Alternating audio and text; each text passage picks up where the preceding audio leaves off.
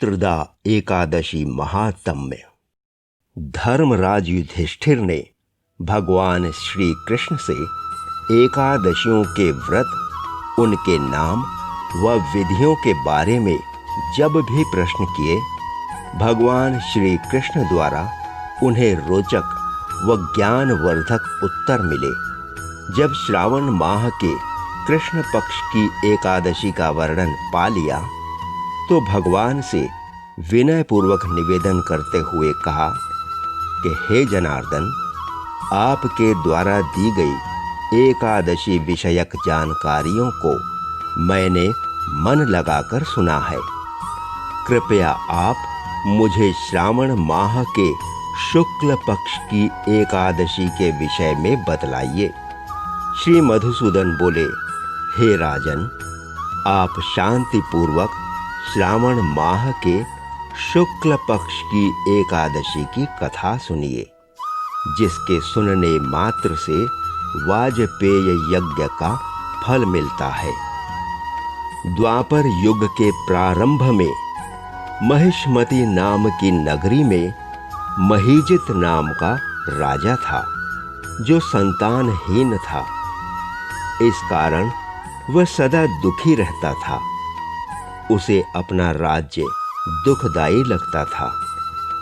पुत्र के अभाव में इस लोक और परलोक दोनों में सुख नहीं है। एक दिन राजा ने अपनी प्रजा को संबोधित करते हुए कहा कि हे प्रजाजनों, मैंने कभी अपने जीवन में पाप आचरण नहीं किया है और न ही प्रजा से कभी धन एकत्र किया है। न किसी का धन छीना और न ही किसी की धरोहर ली है। मैंने सदा प्रजा को पुत्र की तरह ही पाला है, यहाँ तक कि अपराधियों को दंडित करते समय पुत्र और बांधव ही माना, न कभी किसी से द्वेष किया। धर्मयुक्त राज्य करने पर भी मैं महा दुख पा रहा हूँ। क्या कारण है, मेरी कुछ समझ में नहीं आता। राजा महीजित की बात पर विचार करते हुए उसके मंत्रियों ने निर्णय लिया कि वे स्वयं वन में जाकर बड़े बड़े मुनियों के दर्शन करेंगे व राजा के दुख निवारण का उपाय लाएंगे। अनेक मुनियों के दर्शन करने के बाद वो एक ऐसे स्थान पर पहुँचे जहाँ अत्यंत वयोवृद्ध और धर्म के ज्ञाता महर्षि लोमश का आश्रम था। सभी ने महर्षि को यथा योग्य प्रणाम किया। वह महर्षि के सम्मुख बैठ गए। वे कहने लगे, हे देव, हमारे अहोभाग्य हैं कि आपके दर्शन हुए। लोमश ऋषि ने कहा, सज्जनों, आप लोगों की विनय व सद्व्यवहार से मैं अति प्रसन्न हूँ। आप लोग अपने आने का कारण बतलाइए। मैं अपनी शक्ति के अनुसार आपकी सहायता अवश्य करूँगा, क्योंकि मनुष्य देह परोपकार के लिए ही बना है। लोमश ऋषि के वचनों को सुन उन्होंने विनय पूर्वक निवेदन किया, हे महर्षि, आप हमारे लिए ब्रह्मा से भी बढ़कर हैं। महिष्मति नामक नगरी का धर्मपरायण राजा महीजित है। प्रजा का सदा पुत्र के समान पालन करने के बाद भी वह पुत्रहीन है। इस कारण वह सदा दुखी रहते हैं। हम लोग उन्हीं की प्रजा हैं। प्रजा राजा के सुख को सुख और दुख को दुख माने, यही प्रजा का कर्तव्य है। हे महर्षि, राजा के पुत्र न होने का कारण जब नहीं पाया तो हम आपकी शरण में आए हैं।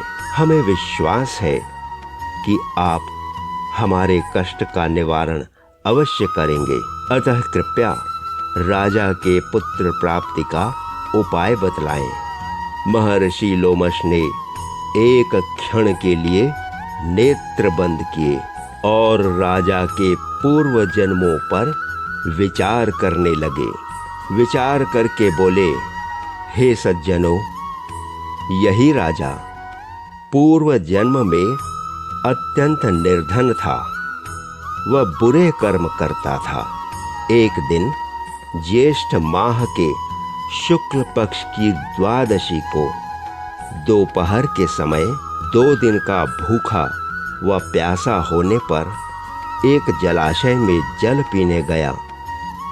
वहां उसी समय की ब्याही गाय जल पी रही थी।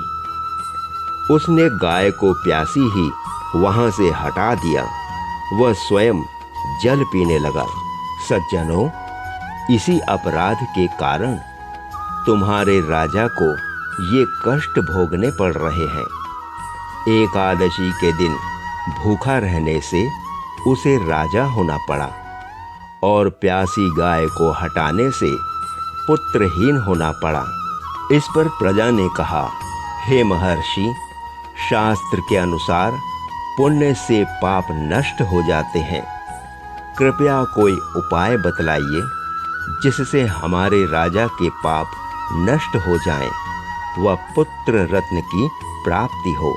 इस पर लोमश महर्षि बोले, हे सज्जनों, यदि आप लोग श्रावण मास के शुक्ल पक्ष की एकादशी का व्रत करो व रात्रि जागरण करो तो उसके प्रभाव से राजा को पुत्र रत्न मिलेगा।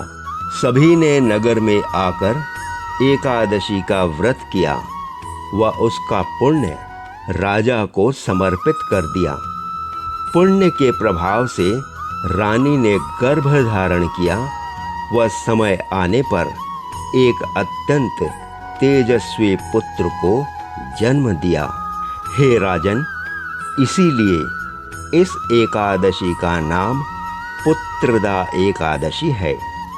विधि पूर्वक व्रत करने से इस लोक में सुख व परलोक में स्वर्ग मिलता है। कृपया अधिक से अधिक शेयर, लाइक व सब्सक्राइब कर इस निष्काम प्रयास को सफल बनाएं। कमेंट सेक्शन में अपने सुझाव अवश्य लिखें। ये सुझाव हमारे अमूल्य मार्गदर्शक हैं। धन्यवाद। श्री राधे, श्री राधे। जय श्री कृष्ण।